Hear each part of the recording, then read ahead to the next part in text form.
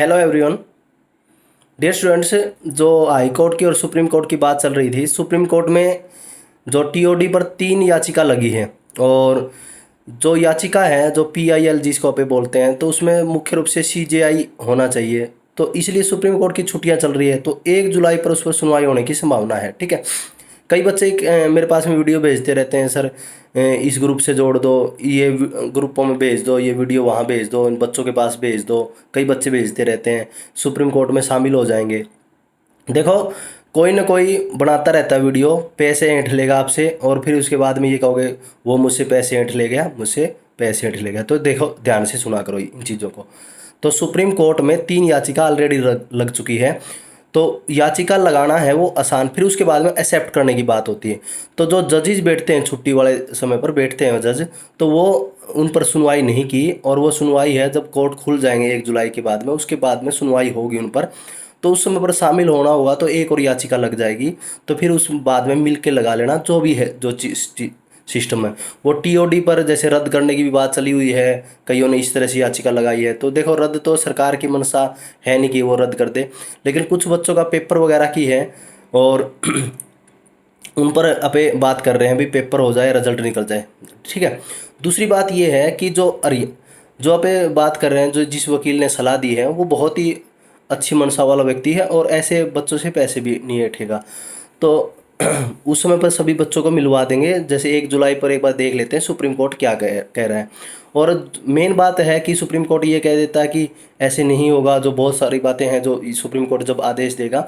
तो high court में जो उम्र के ऊपर कई फैसले आ चुके हैं पहले, जो वकील ने बताया, हाई कोर्ट का वकील है, तो उसने ये बताया कि पहले फैसले आ चुके हैं हाई कोर्ट के, कि जिस बच्चे की उम्र निकल गई है तो उसको तो कम से कम उम्र का मौका दो।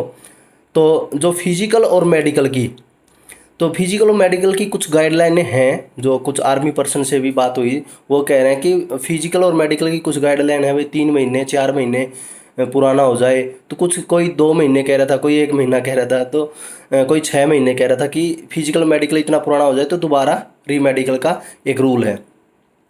तो मेन बात, फिर तो आपका कहीं पर स्टैंड नहीं करेगा केस। तो फिजिकल मेडिकल तो ये दोबारा लेंगे, पेपर आपका बाकी ही था, तो इसलिए वो आपका फिर बेस है वो ख़त्म ही हो जाता है। तो मेन बेस है जो बनता है बच्चों का केस, जिसकी उम्र बची हुई है तो उसका तो फिर कोई बेस ही नहीं बनेगा। बात ये है कि सुप्रीम कोर्ट कर सकता है, कुछ कर सकता है। तो उम्र का है जो सबसे मेन जो मुद्दा बनता है, उम्र का बनता है।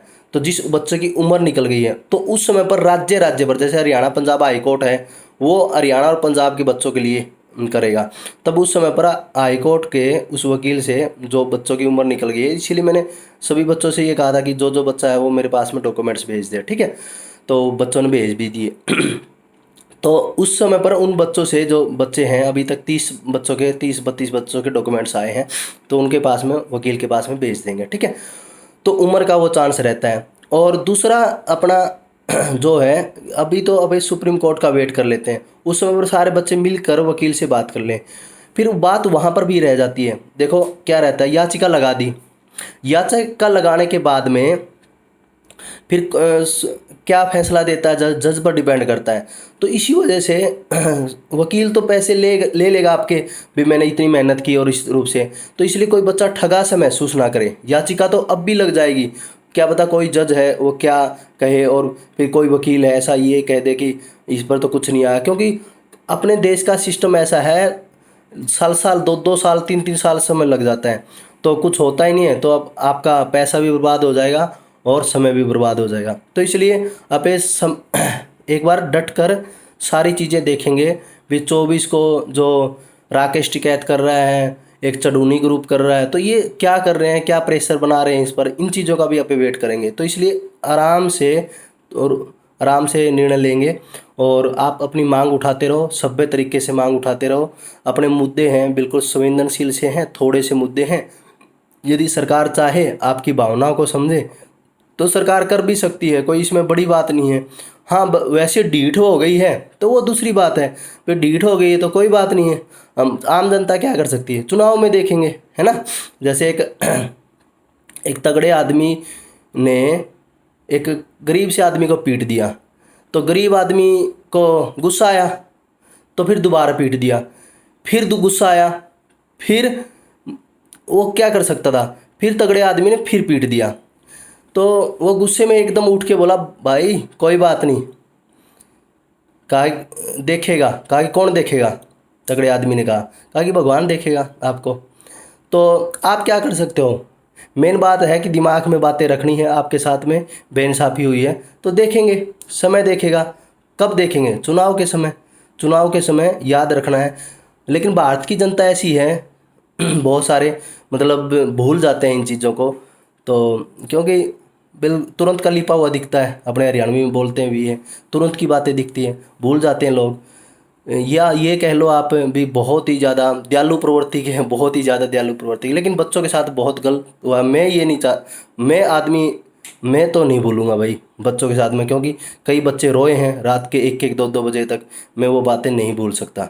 ठीक है, इसी वजह से मैं पूर्ण रूप से बिल्कुल विरोध में हूँ। और तो और बच्चे हैं बहुत सारे तो इतने तंग है, बहुत ही ज़्यादा, बहुत ही मुश्किल है, मनाए हैं।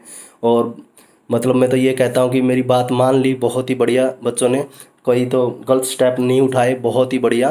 तो इसी तरह से आप देखो ज़िंदगी बहुत ही महत्वपूर्ण है, और आप माता पिता की बहुत ही प्यारी संतान है, और लगे रहो। आप बहुत ही मेहनती हो, आर्मी की इतनी ज़बरदस्त फिजिकल मेडिकल आपने की है, तो आप मतलब औरों से अलग हो। ठीक है, best wishes, best of luck. जय हिंद, वंदे मातरम।